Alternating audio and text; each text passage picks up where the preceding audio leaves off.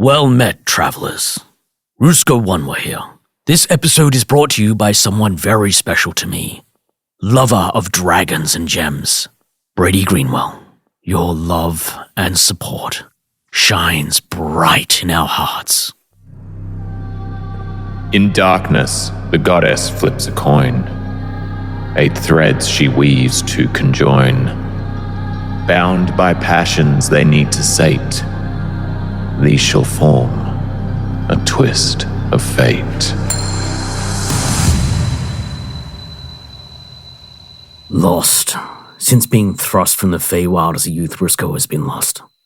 Finding a way to help whilst feeling this loss has been all he's known. It's almost a comfort at this point. Being lost is just being behind enemy lines. The only difference is you don't have enough intel. But with enough effort and enough research, you can find your way out of anything. Being lost in those woods, by myself for the first time was the most freaking terrifying experience of my life. But Rusco's, teaching me how to set up a tent properly, so I think next time I'm gonna be a little more prepared.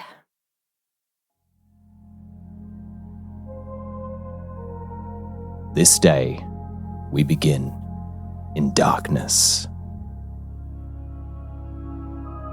Suffocating.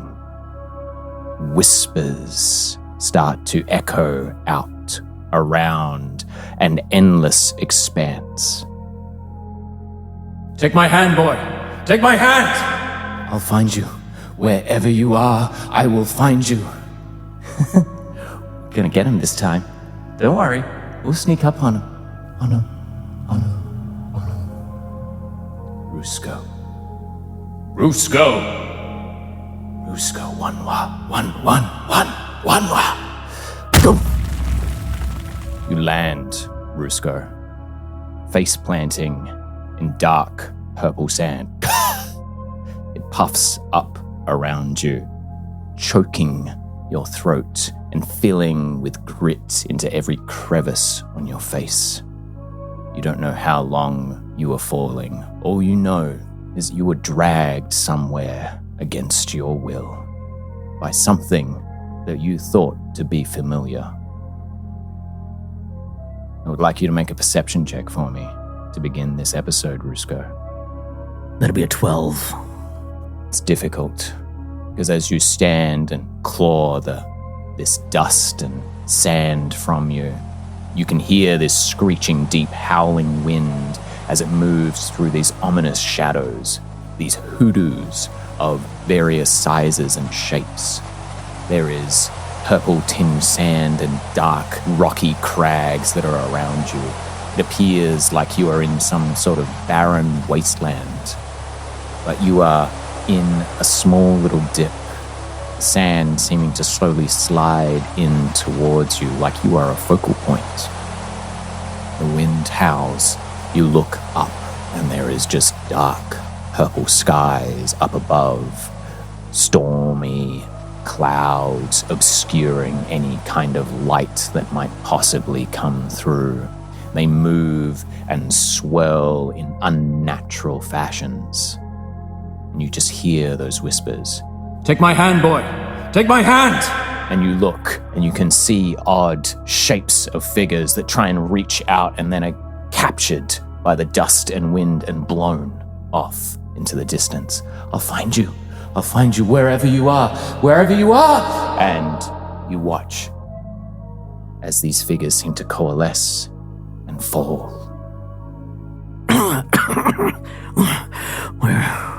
Where am I? Mother, is that you, Father? What is this place? Why have you brought me here?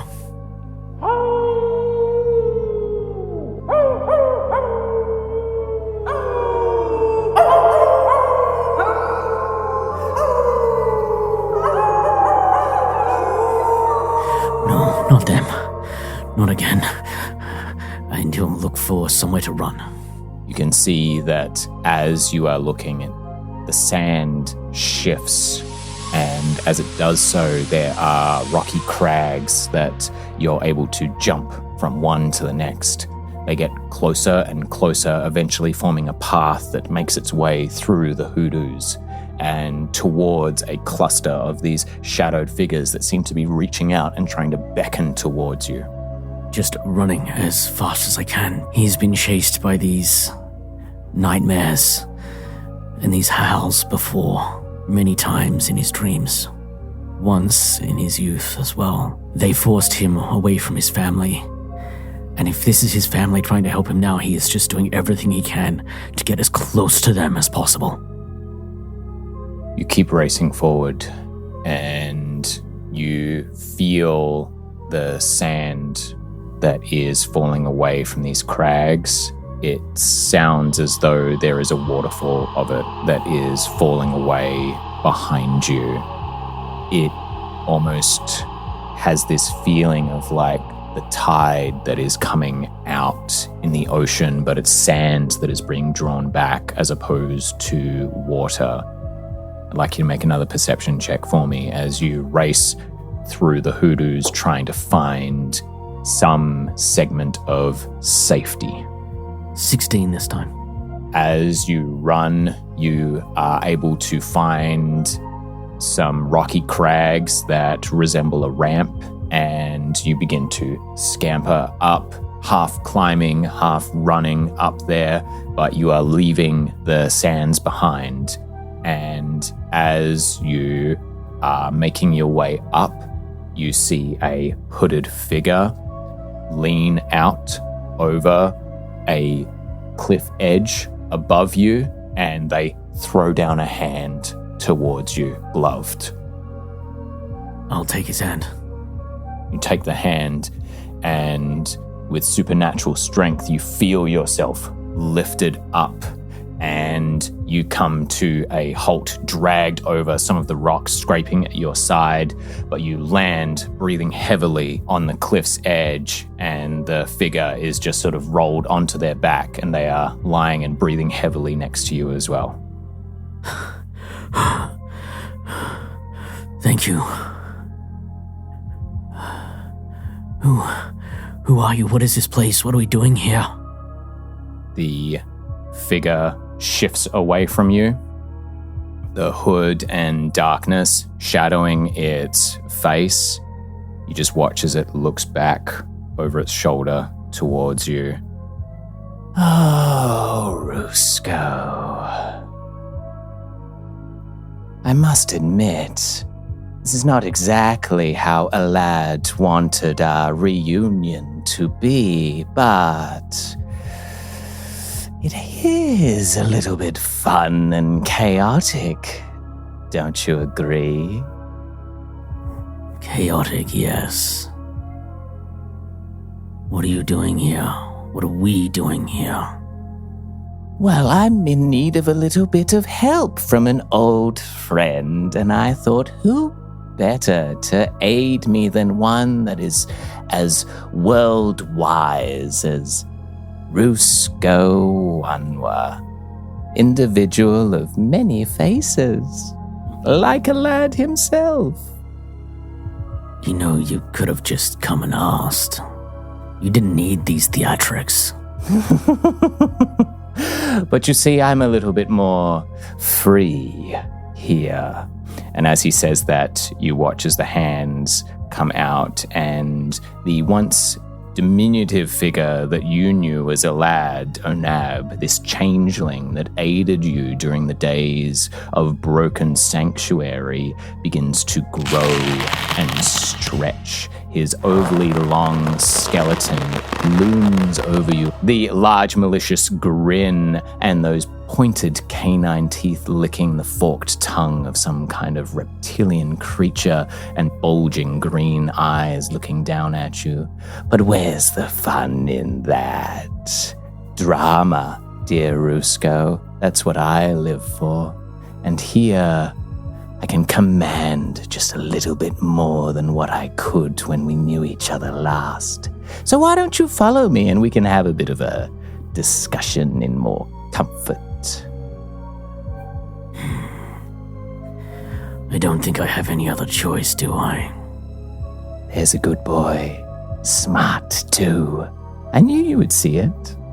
As a lad turns, he shrinks down and his form takes on more of a humanoid appearance, one that you are used to. While still sylvan and odd in nature, it has a comforting aspect to it rather than this distended figure that you saw before. And he leads you off, and as he waves a hand, the sand parts and you can see a warm glow of orange firelight, the first of other distinct colors that you've seen in this place. Rusco will just look back over his shoulder from where he'd run.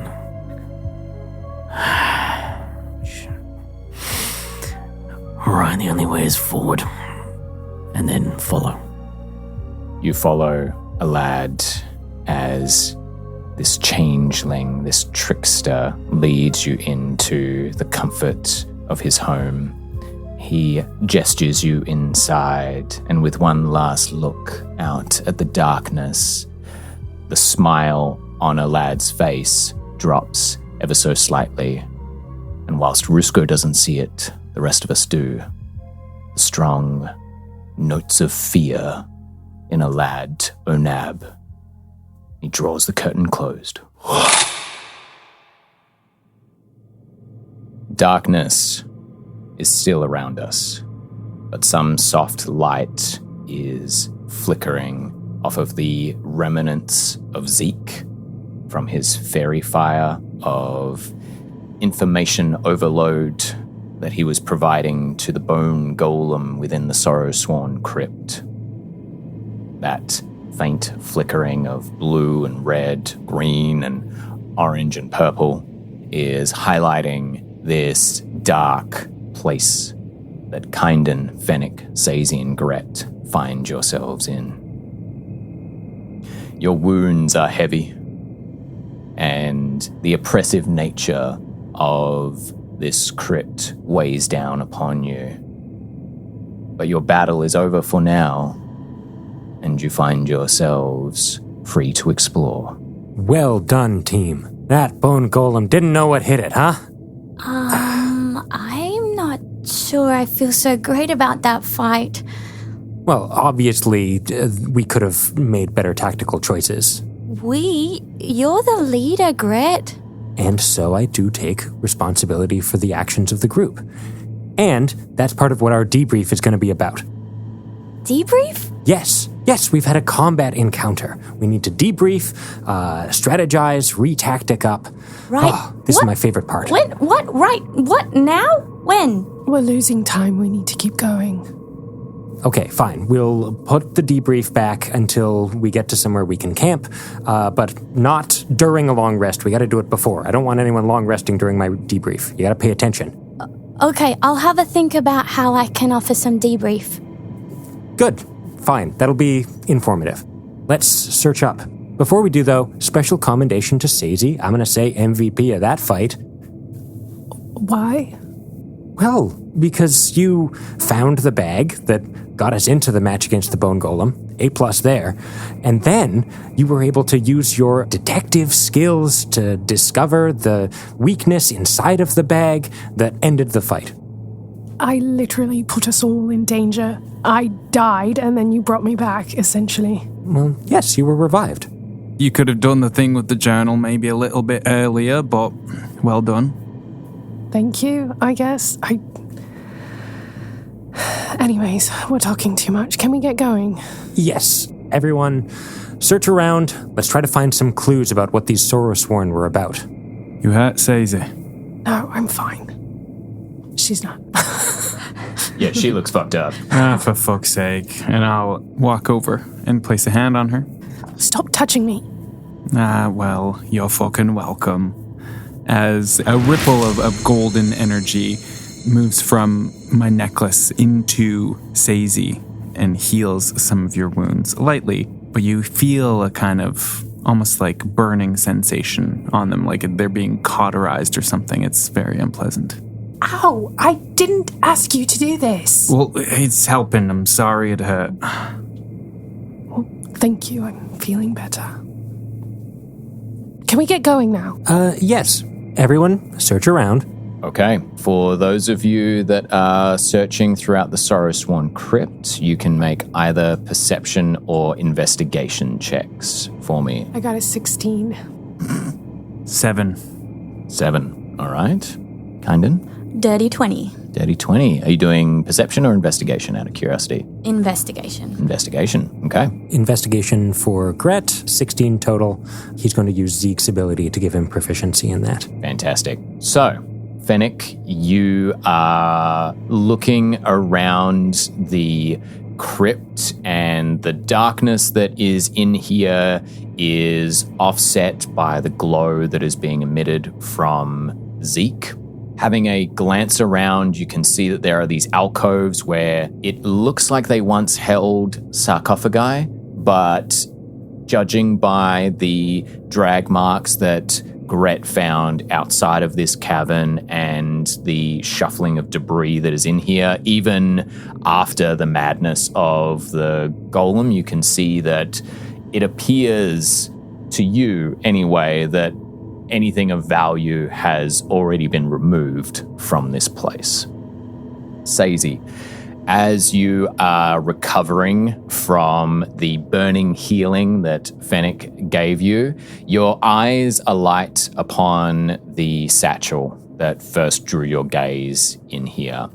And whilst the journal is still smoking and you can see the char is starting to blacken and extend out across it as the dark arcana that is within it is slowly crumbling away from your flame blade, you look over to where the satchel is and you can see that there is something heavy that is in there that is sort of catching the light that Zeke is emitting.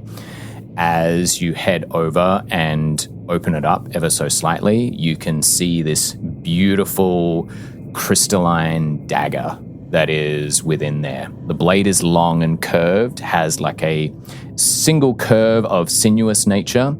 It is of a translucent crystal as well, possibly quartz or selenite. You're not 100% sure, but the interior of it is partially translucent, partially opaque. The handle is beautiful. It looks like it's a single piece of polished wood with a wonderful crossguard that comes out looking like tree branches that are sort of echoing out. Has a vaguely elven design to it, but that is what you find in the satchel.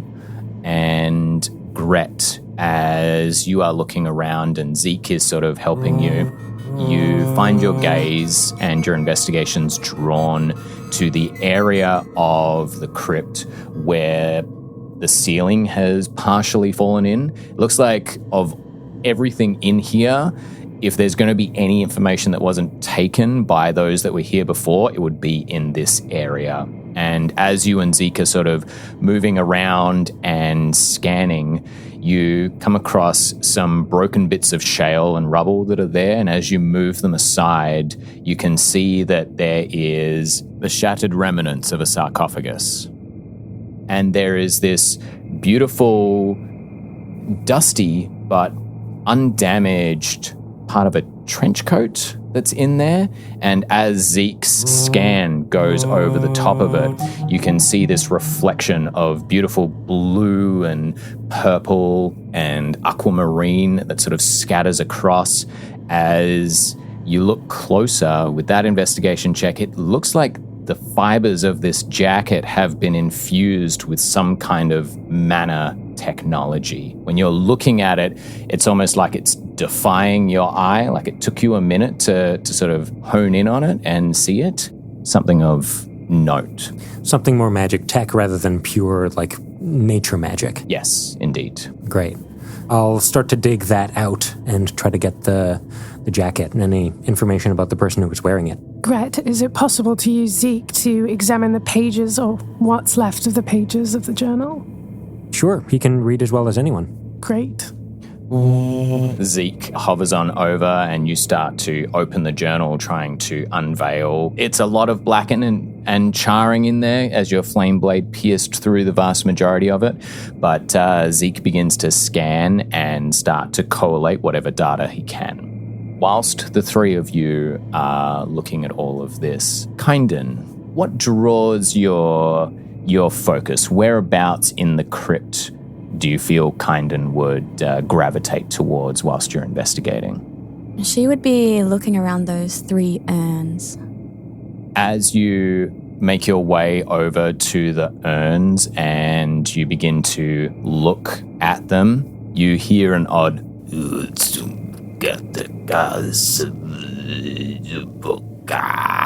and as you are having a look, you can see in where all of the blood and viscera that made up this golem, some of it is slowly coalescing together, and as it is forming this small little bubble-like lump that's tiny. We're talking the size of a tennis ball in and amongst all of the fallen bones and whatnot that made up this construct that you just faced. And as you are looking at the shards and begin to hear this and sort of look over, you see as the tennis ball of ooze and blackness begins to rise up, 2 beady little eyes pop open of pure red, and they just look around and then they focus on you and then they narrow, and you see part of the ooze begins to split open and form lips, and you just see this tiny little entity just rip and tear your bones. Enough! Stop! And you see the little ooze just like ease back, seeing this small little halfling that it thought would be frightened of it, and the strength and conviction in your voice just takes it aback. Hello?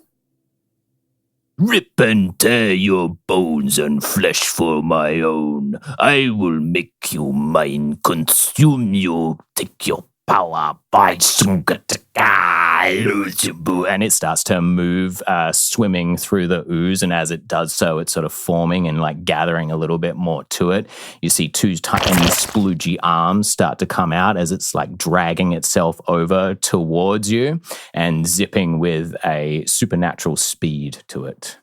No, you won't. I said stop! And she commands. Oh, you're going to cast command on it? Great. At this point in time, the 3 of you hear the echoing vibrations of Kynden calling out stop. What's your DC? 16. Wonderful. Okay. So this echoing stop reverberates out, and you just see this entity is bound and is shaking violently against the vibrations of Kynden's voice, as the rest of you turn and see this tiny little ooze that is trying to bound up the stairs towards Kynden, half frozen. You can see Ica is starting to slide off of some of its fingers.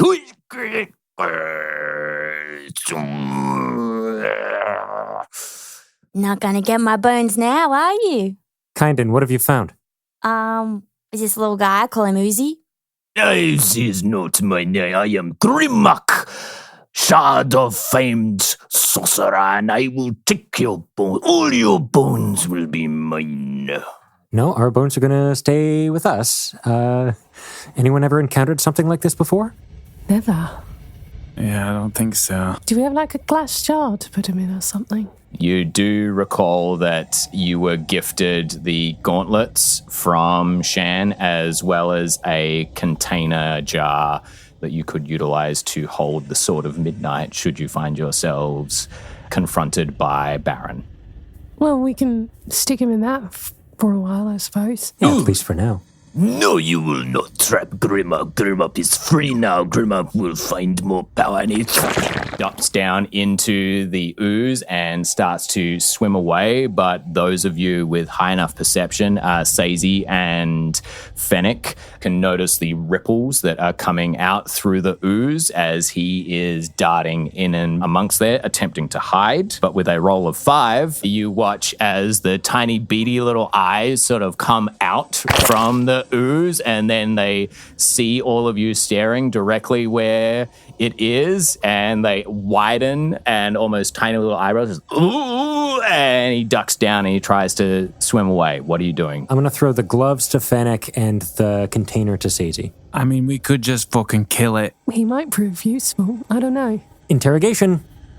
Fine. I'll put on the gloves and try to get him. Okay. And I'll stand with the Okay. container. Great. Fantastic. Kynden, you doing anything to aid this circumstance as well? Kynden jumps on Fennec's back to navigate.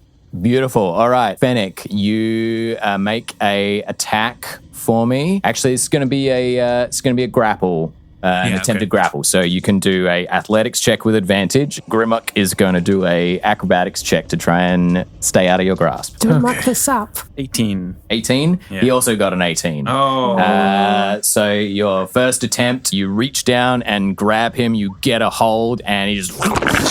You can't kill me, I'll take your bones next time.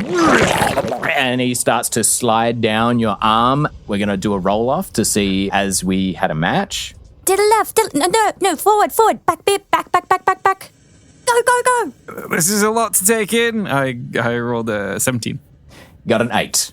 Ah, nice. So with Kynden's help, you're able to reach forth, and there is a clicking and whirring sound inside of the gauntlets, and you watch as several bands of energy begin to power up on them, and as Grimmuck is trying to slide down, you activate them, and then you draw him in, and there's little like beads of static that is kind of holding him in, and he's just this little ball like, no, you will not, I will not be your slave or servant.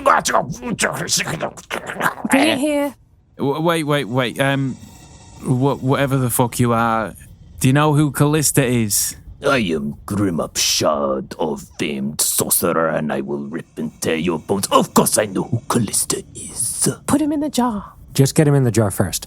Fine. And he starts to like rip asunder from some of the static, but before he's able to, you slide him over, and Sazey just... After he's in there, I shake it up a little bit. Hey! And then tap on the glass. Oh, this is so demeaning. Why must this always happen to Grimmuck? Gret's going to go over to Fennec and Kynden and be like arms around both of them, although Kynden's on Fennec, so it up like two arms. And he's just like, okay, I want you two to lead the investigation. Kynden, you're good cop. Fennec, you're bad cop. Okay. Right. Good. Okay, I'm... Okay. I don't know what that is. I'll just be me. Honestly, that's what I'm going for. Okay, great. So, You put me down, otherwise you will hear the wrath of Grimmuck. He will take you and he will rip you apart and he will drink all of your fluids and make them his own. She taps on the glass again. He's kind of cute in a weird way. He is. Let's set him down nice and gently. I would like to have a nice little word with him.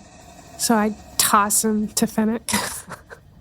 catch him, and it just magnetizes to the gauntlets that you're still wearing. And you can feel that as you do so, you're able to channel some of that static from the gauntlet into the jar, should you choose to. And Grimmuck, as he is landed into your grasp, he's sort of against one wall, and then parts of him come out and separate him from the glass so that he's just sort of suspended a little bit as the little of static coruscating along it. Well, Kynden, ask away. Hi, I'm Kynden. I think we got off to the wrong... we got off on the wrong foot. And I just wanted to say, sorry, was it Mr. Grimm? It is Grimmuck. Grimmuck? Yes. Mr. Grimmuck, I'm really sorry for how we met each other.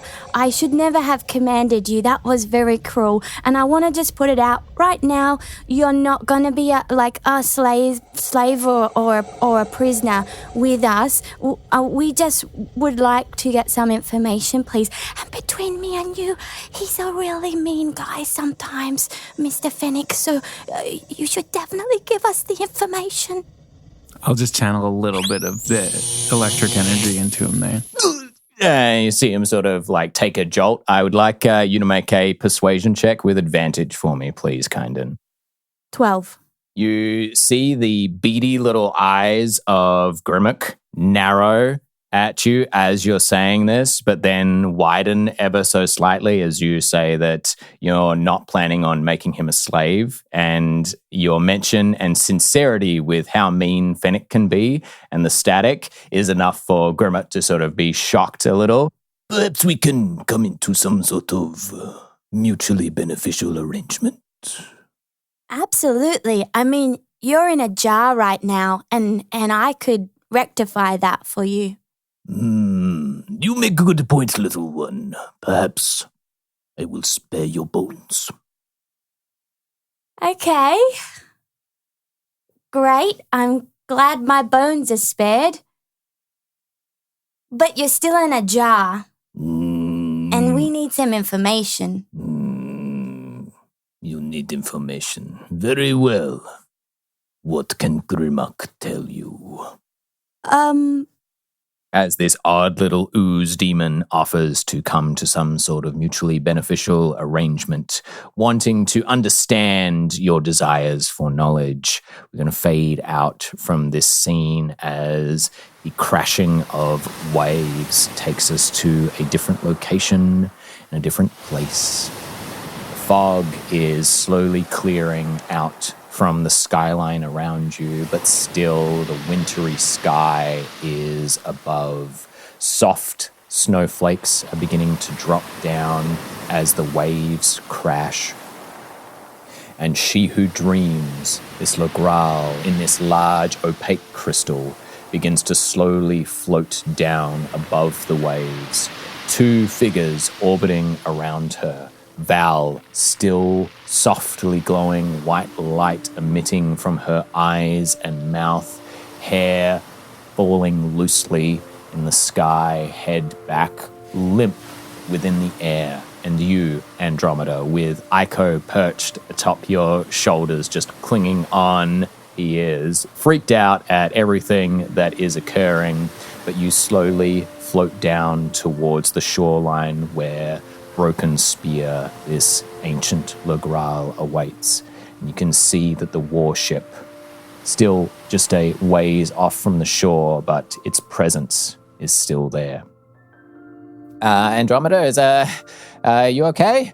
Everything all right? You seem to be floating in the air. You're doing that, right? Right? That's you? No, I don't know any magic. Okay, great. That is both comforting and terrifying at the same time. What's wrong with Val? I don't... I mean, she did the thing, and everything went away, so that's good, right? Val, you there, friend?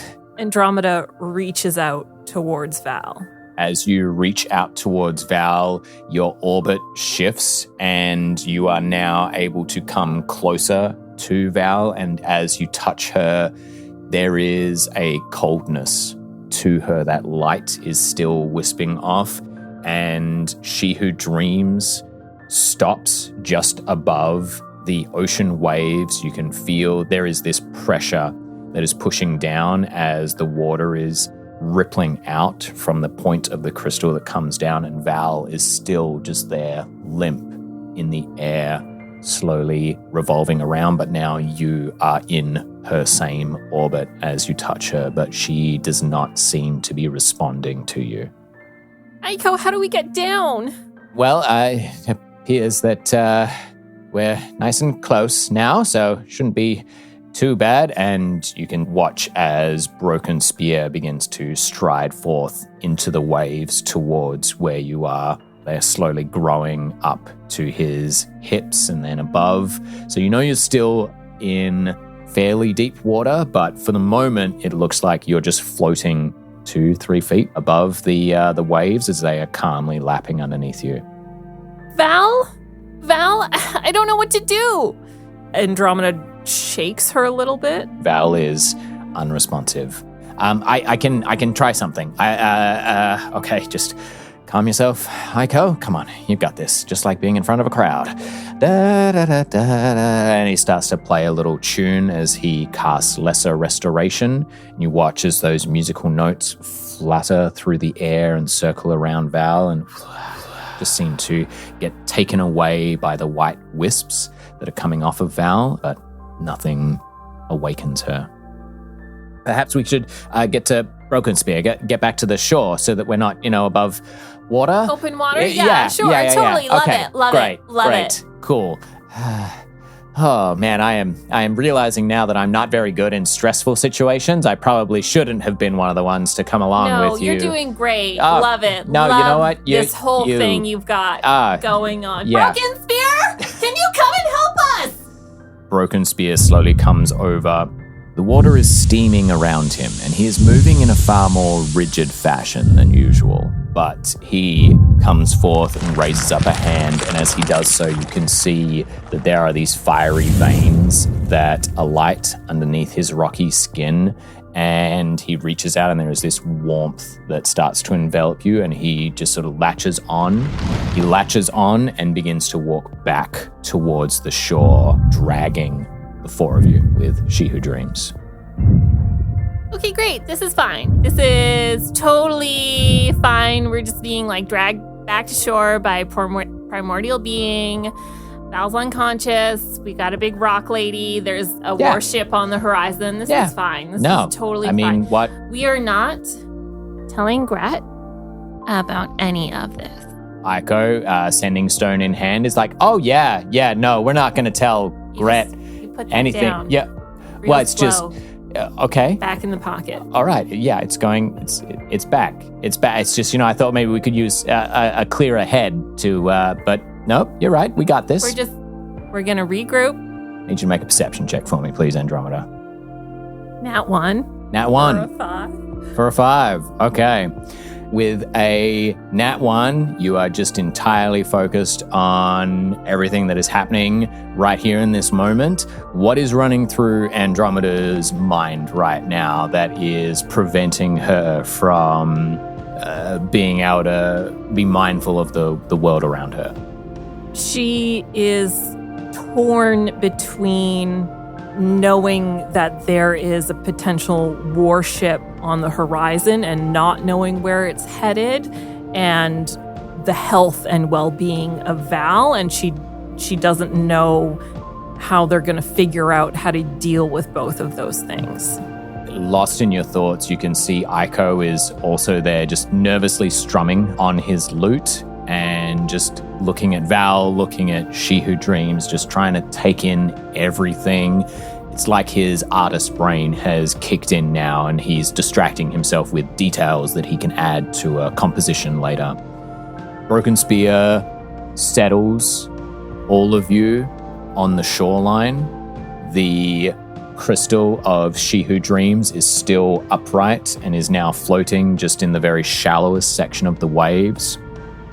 Val is still softly orbiting around, but as you get to the shore, Broken Spear reaches up and just very gently grabs her. Child of passion, you will find the answers you seek now. She will tell you. She will show you.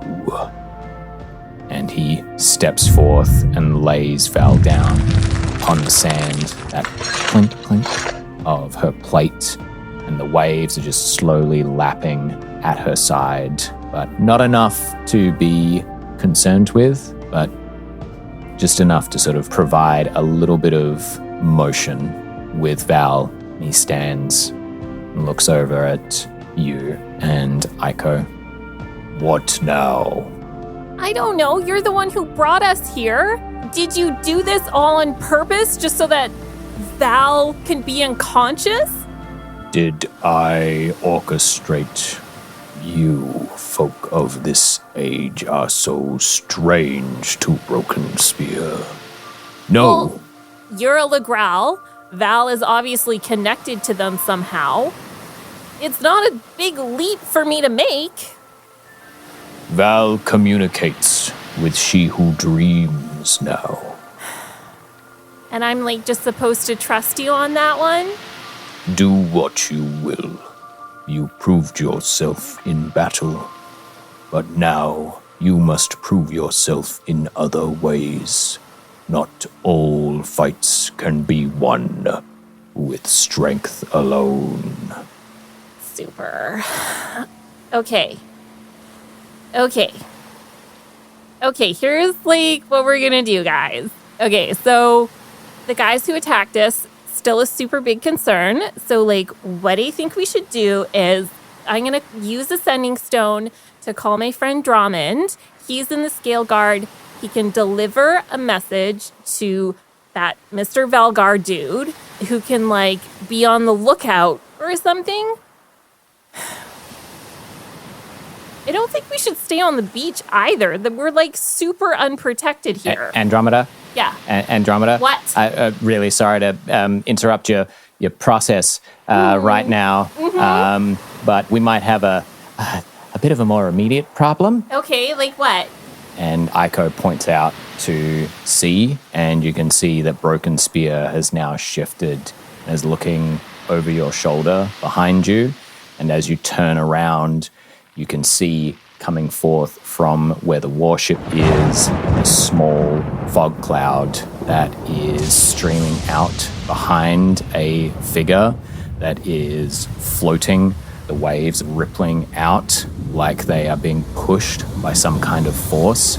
And you see this individual, sunlight streaming down and glinting off of golden armor with the golden sea serpent helm, their blue face with red lightning tattoos flaring as they fly over the waters towards you. Andromeda grabs Val and starts yanking her backwards, running away from the beach. She yells at Broken Spear, "Get the crystal! Do that thingy! Get the crystal!" All right, I would like you to make a strength check for me as you try and haul Val away from here. 17. You are dragging Val up and manage to drag her a decent way, partway up the beach towards where there are some broken rocks and logs, debris that was in front of the cave opening where you first came out here. You drag Val there and lay her down. As you look back, you can see that Broken Spear has moved the crystal of She Who Dreams behind him and is now standing between She Who Dreams and this figure that is now arrived on the shoreline and is just floating about 10 feet in the air above the waves and looking down at Broken Spear. No weapons in hand, just palms open, looking down. The red, angry, lightning tattoos are crackling upon their body. You see this individual look back at you, look down at Broken Spear. "It's all right. I'd just like to speak with you if you don't mind." Okay, well, I'm totally cool standing over here and speaking with you while you're over there. Very well. It's a wise choice, truthfully. You've shown yourself to be quite capable in battle. My god appreciates that kind of strength. Right. I would wonder if you would be interested in a kind of negotiation. You see, you seem to be in a little bit of a bind here. You have something that I want. Although I must admit, I'm a little bit more interested in you and your friend there now, given what you just displayed. Okay, I'm sorry. Who are you? Who am I? Yeah. Odiel Xanaderis. I'm of the Storm Singers. Right. Obviously. Make a deception check for me. Nat 20 for a 23. Nice. Just smiles. Good. I'm glad our reputation is spreading. It's been too long that we've been out in the seas. It's time. It's time for more people to understand what it truly means to be the strength of this world. Right. So, is that what your god asks of you? It's a bit of a loaded question these days, but why don't you come aboard my ship? I'll give you passage to where we're going. I can show you the glories of what it is that we are campaigning for. You and your friend will have safe passage. All I ask is that you allow us an opportunity to share our culture with yours so that you can understand, as someone once taught me how to understand. Right, super tempting. I just sort of feel like you're really trying to sell me on something, but how exactly am I supposed to know? What sort of guarantee do I have that you're not just going to attack us as soon as we set board on ship? See, the thing is, you have interrupted a rite of passage for me. So regardless of what you choose, I need to walk away with something. Otherwise, the Lord of Storms will not bless me and allow me to take my rightful place within my culture. Oh, I get it. You need me more than I need you, basically. To be fair, I need either you, your with. friend there, or the crystal that you seem so intent on protecting. So you can stand in my way, we can fight. Okay. Or you could come with me. Yeah, all great options. Okay, so just to be clear, either I come with you and the crystal gets to stay on the beach? If you and your friend come with me, then indeed, this crystal, your intriguing ally made of stone and fire that you have here, both of them can stay. Take your time. But I give you some space. Great. He just slowly floats back and the fog encapsulates around him as we leave this scene, allowing Andromeda a moment to contemplate what kind of fate she would like to take. And darkness takes us once more. The rumbles of thunder are replaced with the crackling of embers in a soft fire. Warm tea is served in dusty clay mugs. You find yourself in a rocky abode. Looks like natural shelving has been crafted from little nooks and holes within the rock. Various small little knickknacks have been put in there. A lot of carved stone and petrified wood that has been shaped and molded into a variety of different figurines throughout here. And a lad sits down on a small wooden stool across from you, the hood of his worn cloak thrown back. You can see that when you knew him before, this changeling, there was some plumpness to his pale, sickly white skin. But now it is sunken and gaunt, and the cheekbones stand out like ridges upon it. He holds the tea in his hands with overly long fingers, just cradling it, and the tongue of forked nature just flicking out every so often to lick the air in front of it. What is this place, lad? It doesn't feel like the Feywild. Oh no, it's not. It's a shard of the Gloomhold, where Saldur calls home.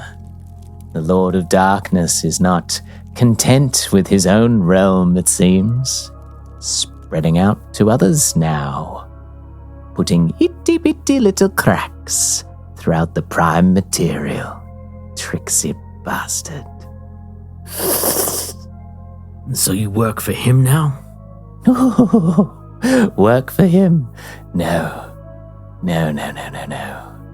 I don't work for anyone anymore. Trapped me here, they did. Yes, leading you, as I was, doing my work, for the glories of Bristlepine and your fair Sazey. And banished I was by Nalfine, but some other hand was at play that day. For I did not get sent where you went. I did not get sent home. No. Well, you'll be pleased to hear that Nelphine is done. Val put an end to him. Did she just? Yes. Oh, isn't that pleasant? I'll cross him off my list. One less thing to do when I get out of this hellhole. So we're trapped. Is that what you need help with? You want me to get you out? Yes. Yes, I want you to help me get out of here, you tricksy little fae, you. And what makes you think that I know how to get out of here? Oh, well, you've got lots of experience, don't you? Got lots of contacts, don't you? Untethered you are, finding yourself upon the prime material and not bound by anything else. I see you, Rusco Wanwa. I see you for what you really are. And as he says this, his face begins to elongate, and the ears atop his head begin to grow, forming into a jackal-like substance, and dark green jade eyes begin to burn like coals within his face, and then the fire cracks and it's back to normal once more. We could help each other, you and I. I've learned things whilst I've been here. Really? Indeed. Perhaps I could help you with your other problem as well. You know, always helps to have a tricksy little changer on your side. Perhaps I could distract certain people that might be looking for a certain someone. His face shifts and changes and replicates your own gaze. Oh, yes, I am Rusco Wanwa. I'm grumpy and the world is so hard. You got some work to do on that one. Well, I must admit, you know, there's some tweaks that can be made. But we do search for information on how to stop things that are happening on the material plane. To put a stop to Baron. Yes. Baron, Dark Vigil, Saldur. If only you had some idea of what it was that they were searching for. Then tell me. Oh, no. You know how this works, Rusco. You know that we must strike a bargain first. Very well. You help me prevent Saldur from taking over the material plane and destroying Baron, and I will help you get out of here. Oh, that's quite the ask that you're making there. I don't see any other way for you to get home. Well, when you say help, let's be specific here. I will give you information. Putting my physical self on the line, though, that's a little bit too much. The help, in this case, implies, yes, information, but not giving information to Baron or Saldur about us, or what we are trying to do to stop them as well. Very well. I won't give information to Baron or Saldur about or anyone to do with Dark Vigil. Or anyone to do with Dark Vigil. Incumbent upon you getting me the fuck out of here. That I will do as quickly as I am able. I do not know right now, but I will ask the questions that need to be asked to get you out of here and back to the Feywild. As you say that, the form of a lad grows, and the hands that were spindly become claws as they reach out and attempt to grab you. I'd like you to make an acrobatics check for me. 12. 16. claws reach out and grab around your throat and push you back up against the wall, all without a lad having stood up. Then leans forwards and the body begins to move over so that it is in front of your face. Listen here, little one. You're going to free me from the shackles within here. You're not going to put stipulations on where I go. And you're going to help me this day. Otherwise, I won't give you anything. Because I can't trust that you won't just leave me here to rot. You have my word that I will not leave you here to rot. You'll have to forgive this one if he's a little loose on trusting people's word after everything I've been through. You know where I'm from. You know those of Densomnus. Do not lie. We hold to our word. Yeah. He lets you go. Shrinks back down. Fine. But let me just take you to another place first. Love to see your thoughts on breaking through some of the cracks that Saldua has created here. Who knows? Maybe you'll be able to free me sooner than you think, and then you'll have all the information that I know at your disposal whilst you go and cavort off with your little friends. Fine, but do not put your hands on me again. That's a fair bargain. He just cocks his head, smiling, glinting. Those dark green eyes just sort of wells. He gestures, and the two of you head on out to the dark, swirling abyss of this shard of Gloomhold, this fragment of the realm of darkness. We shift over to another conversation that is happening between odd entities wanting knowledge. Kynden, Fennec, Sazey, Gret. The four of you stand in a huddle whilst Grimmock struggles in vain in the contents of his little cage. You've taken a moment to confer, to check in about what questions to ask this odd little demon. Well, he said he was, a shard of another sorcerer, some great sorcerer. So, we should ask who that is. We should ask what he knows about Callista, I suppose. But what else? Was something taken from this tomb, based on what we know, or something was brought in? It looked like when you arrived to this tomb, you saw with your investigation, Gret, that the doorway to it had been burst out. Yes. From the inside. So it sounds like something was in here and it escaped from within. Then I think we need to know about that. What was in here first? Right. In the meantime, has Zeke come up with anything regarding the journal that we found? Zeke, progress report? Scanning. Make a intelligence check for Zeke for me. I'm going to say it's at disadvantage because of the chard, but he will use your intelligence modifier, Gret. Yeah, just intelligence, no skill attached. He said hopefully. I'll give you investigation for this. Investigation or arcana, either or. Okay. 13. There are odd fragments here. Clearly this was the journal of one of the Sorrow Sworn. Possibly the one whose coat you have found designation Gret. It seems like these are the writings and a journal that was left by them.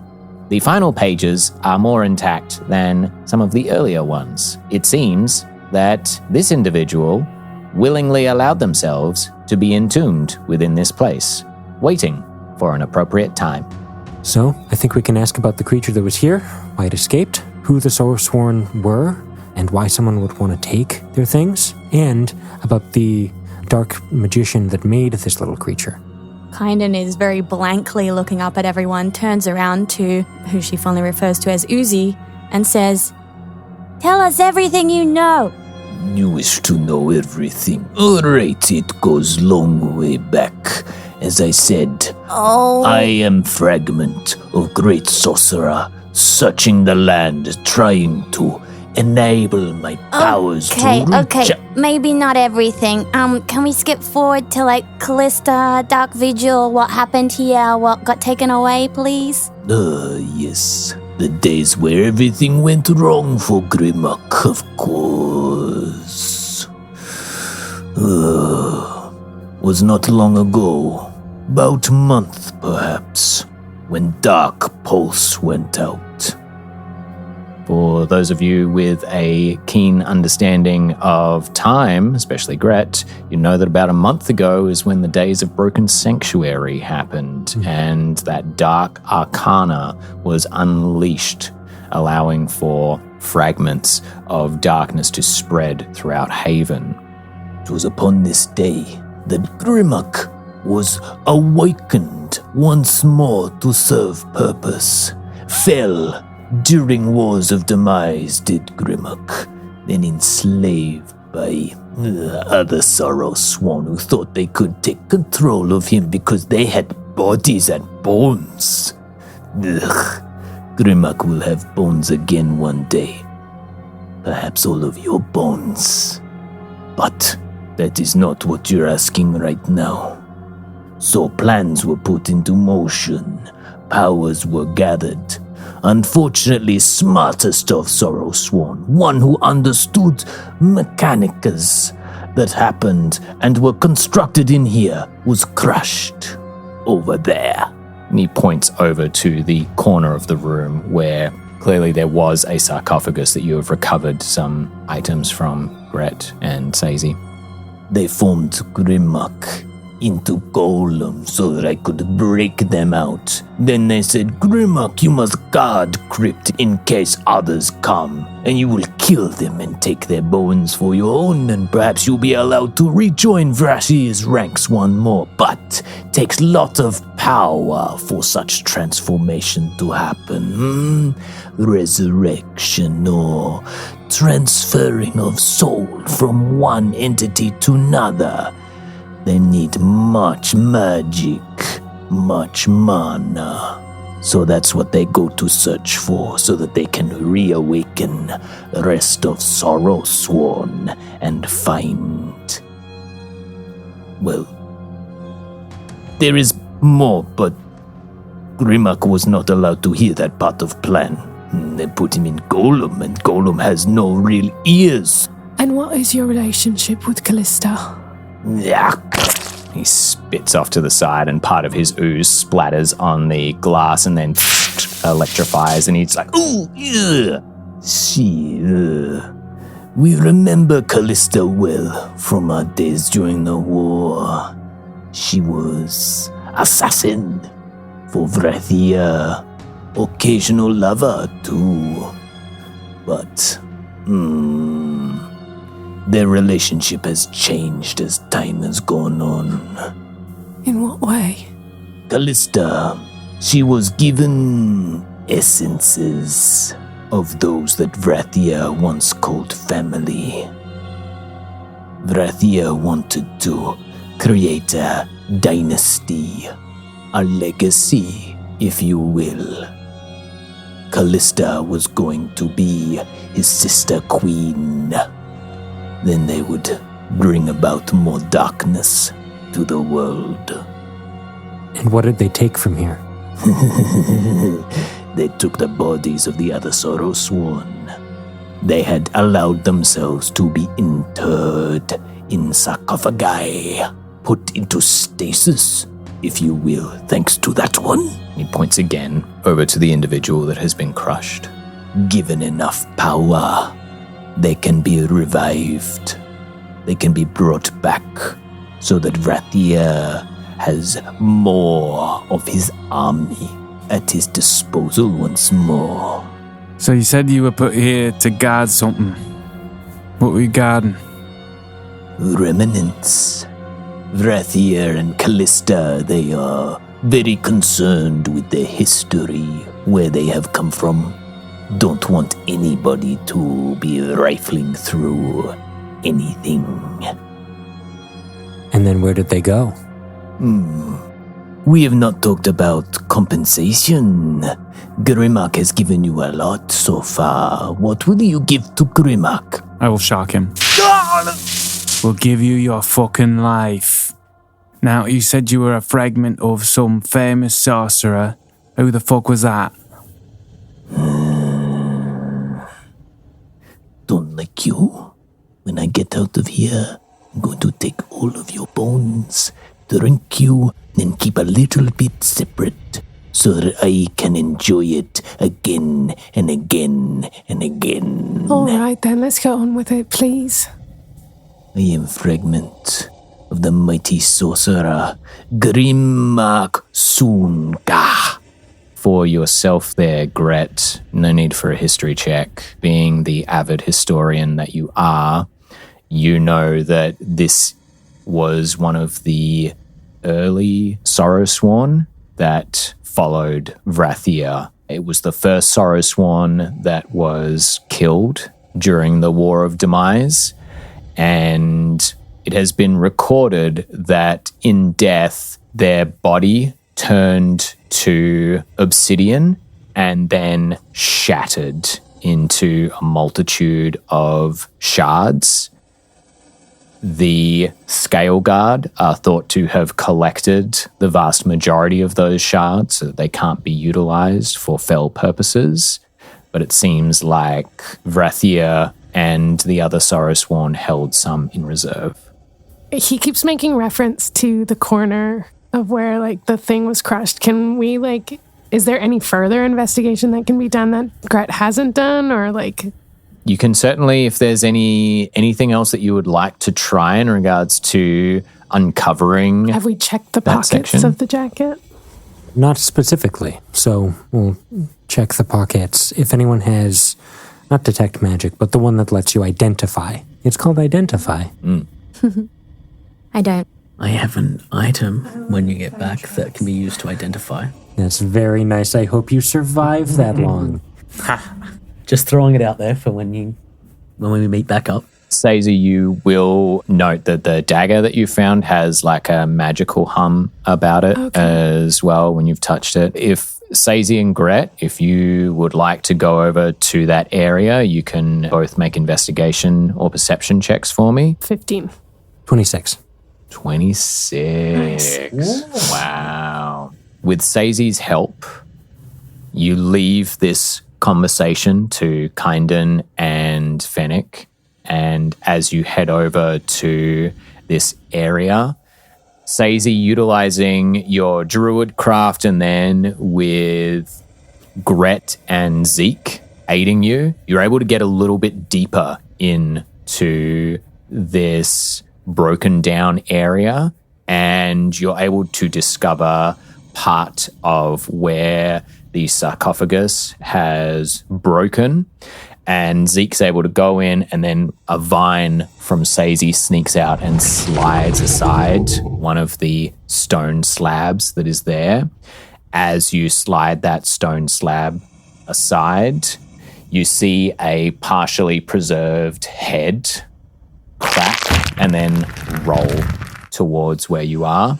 It has been clearly severed from the crushing of the sarcophagi, but there is this odd liquidy gel that is around it that has allowed its skin and hair to remain relatively intact. Looks like a half-elven figure that has dark tattooing down one side of their face. The eyes are open and they have this white film over the top, but you can see just vaguely underneath the irises that are still there. And whilst the neck has been severed, it looks like a clean cut, and the gel has encased around it and is containing it so the blood has not seeped out from there. You now have the head of one of the Sorrowsworn, thanks to a marvelous 26 from Gret. And some good combination between technology and nature. I'm at a loss of words. I've never seen anything like this. Well, neither have I. I mean, look how well preserved it is. I feel like it could talk to us. Will it talk to us? Not likely. All right. Well, I mean, I could try, not today, but I could try another day. Oh my... Seriously? Yeah. Stupid Artak. Always looking to work and play with mechanics and mechanisms and much magic and technology. Dislike this one here, not worth his salt. What would you suggest we do then? You probably want to find a town close by. Maybe you want to find somewhere that Vrathia liked to go, where everything started for him back in the War of Demise. I mean, it's not a bad idea. People often feel compelled to go back to their start when they're trying to make a new beginning. Well then, shall we? What's the town? You need to go to the Anvil. You need to go to Wolfgard. We're going to fade out on that scene right there. Fog wraps around and is encroaching upon a beach. Waves crashing. Faint thunder in the distance. Broken Spear stands like a sentinel before She Who Dreams, staring out into the fog. Andromeda, you've dragged Val away. Aiko is nervously pacing back and forth. Broken Spear said that Val is talking to She Who Dreams. So, like, that must be happening right now. Yeah. So we just have to keep her safe. Right? Yeah. So, I mean, we don't go. And then they come and then we have to protect her. We go.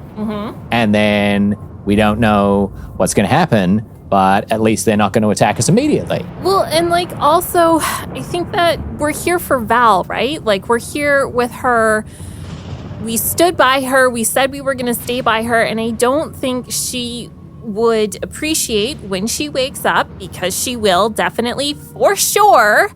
I don't think she would appreciate us losing this crystal or putting it in danger. Because like, honestly, I feel like that's like more important at the moment to keep that safe. And if Val is coming with us on the ship, then at least we've got like eyes on her, I guess. Yeah. Look, I just think like we're not going to be able to outrun him. We're not going to be able to fight him. I mean, maybe we would stand a chance if we had Val awake with us. But if Broken Spear is willing to guard the crystal, I mean, I just kind of feel like we're trying to make the best of like a really bad situation.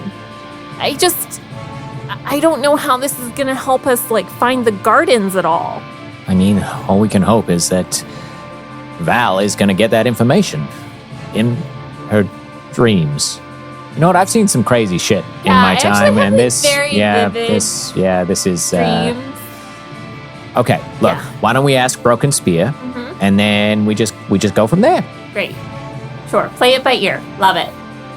So you head on over to Broken Spear, who's just staring out as the waves are lapping at his feet. Broken Spear? Yes. Yeah. Are you willing to stay here and guard She Who Dreams?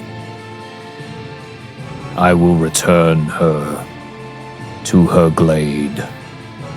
Her protections should be enough, but I will maintain watch if that is what you desire.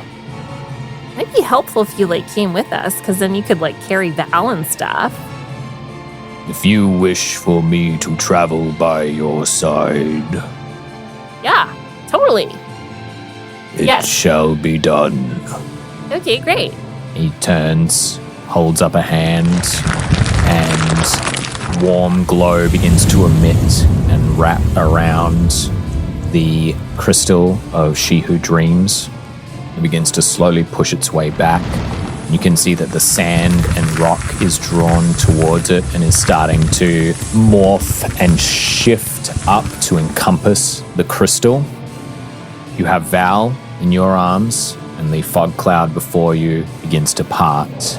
And there, floating still, is Odiel Xanaderis.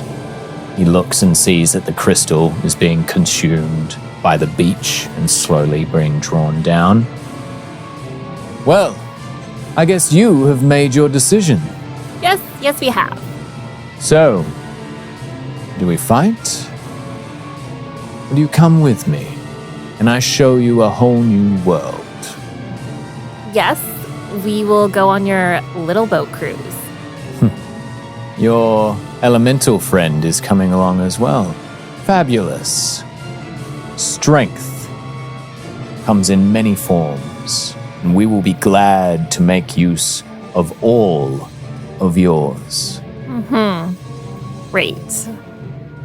Don't sound so against the circumstance. Well, you just have yet to really explain to me what your entire frickin' deal is. So, yeah, you're on thin ice, buddy. It's hard to unload decades of theology in a mere 5-minute conversation. But I have given you my name and my word. It would be appreciated if I could know yours. I'm Andromeda de la Phouka. Aiko, Wandering Whimsy. Been through your area a couple of times. I am Broken Spear. That is the only name you will know me by. Wonderful. And your friend? Oh, I don't want to speak for her. She can talk to you when she's awake. You know what? I respect that.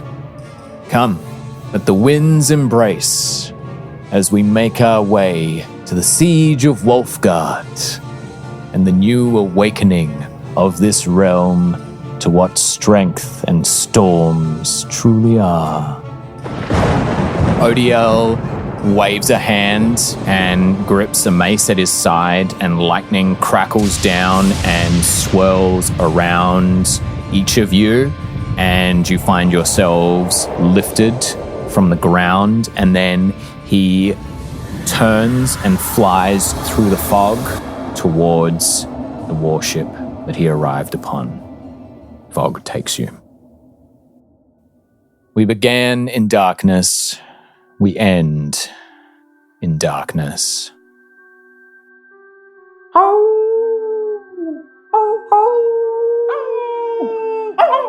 Oi, my hand! My hand! Find you. Wherever you are, I will find you. Lad, is that you doing this? Oh no. No. Whatever you hear, that is what this realm wants you to hear. The Fallen. He likes to torment you.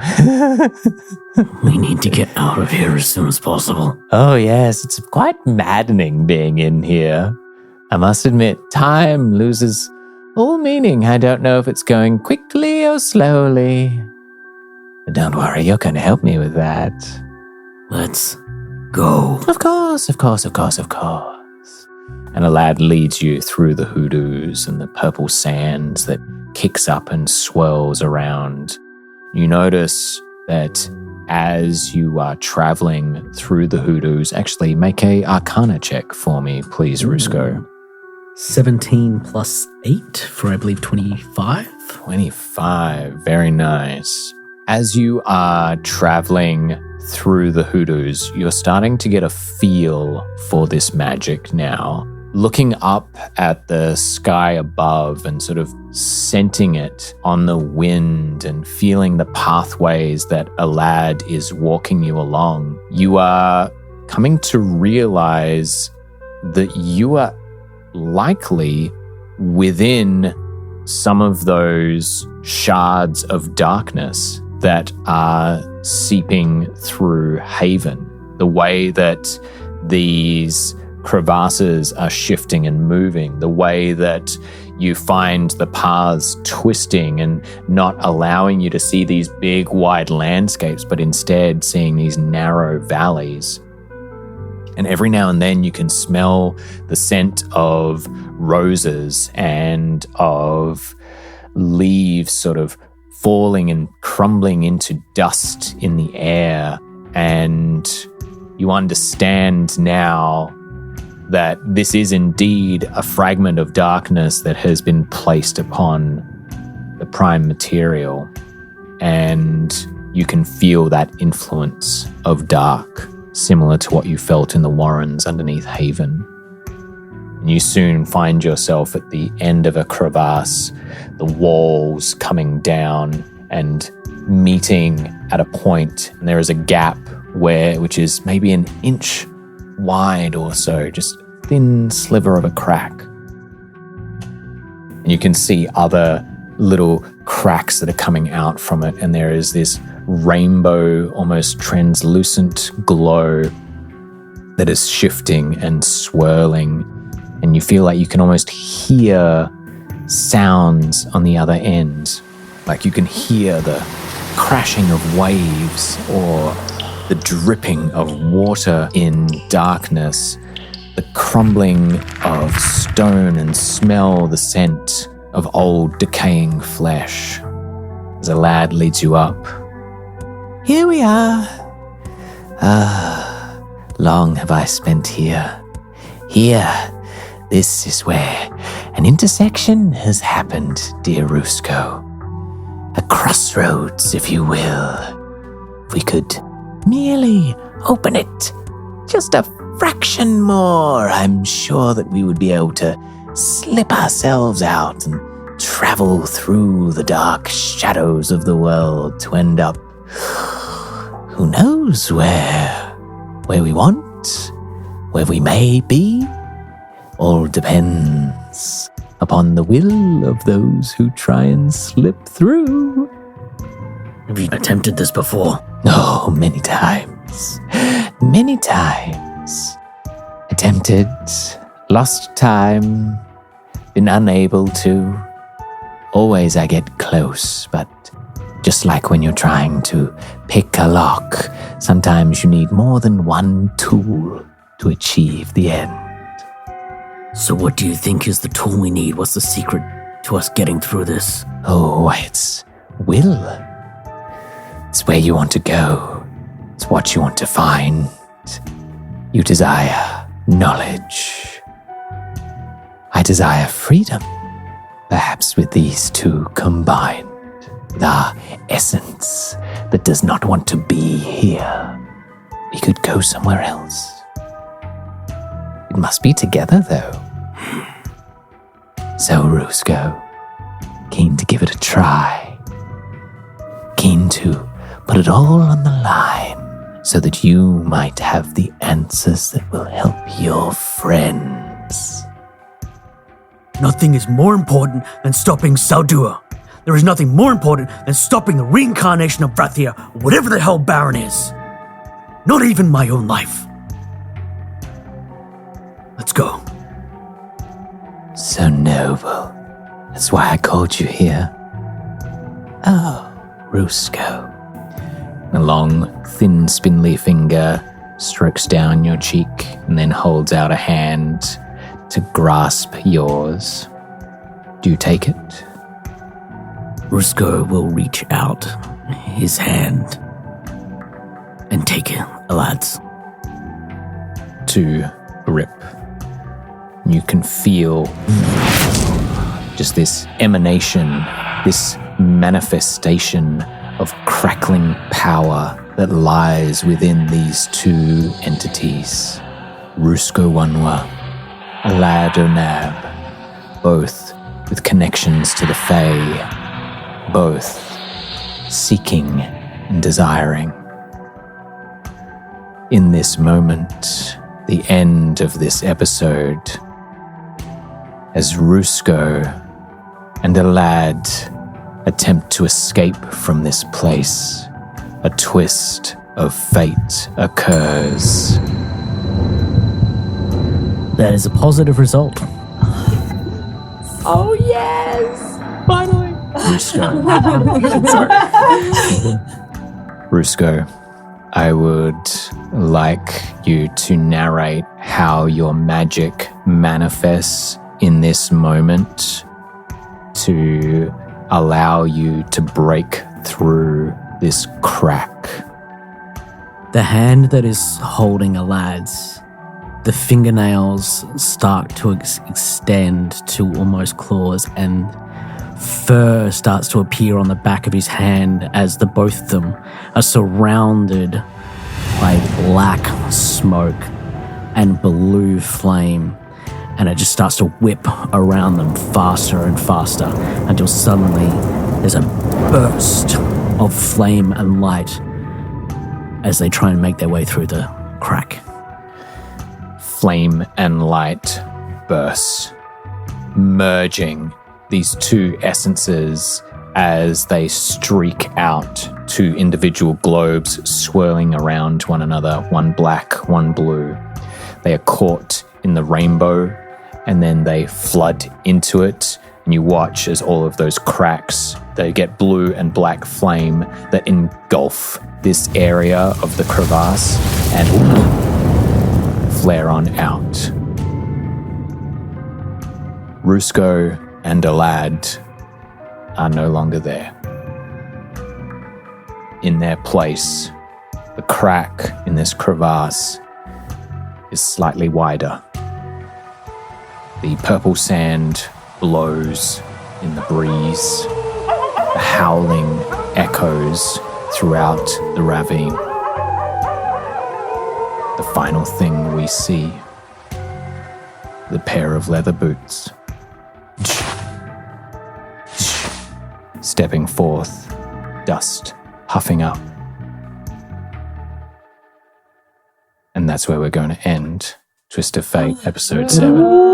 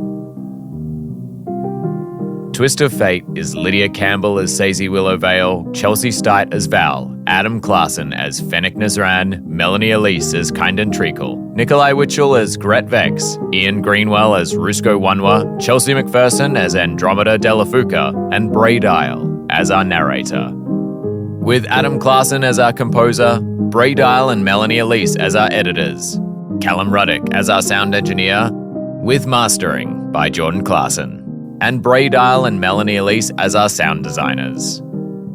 You can find us on Instagram and YouTube at Twist of Fate Adventures, or follow our website, shows.acast.com/twist-of-fate. Links in the episode description. Be sure to like, subscribe, and follow us so that you don't miss out when our episodes drop.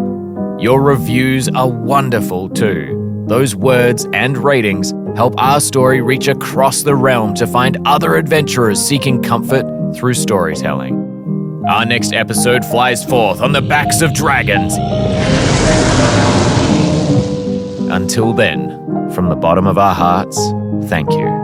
May you challenge destiny and shape your own twist of fate.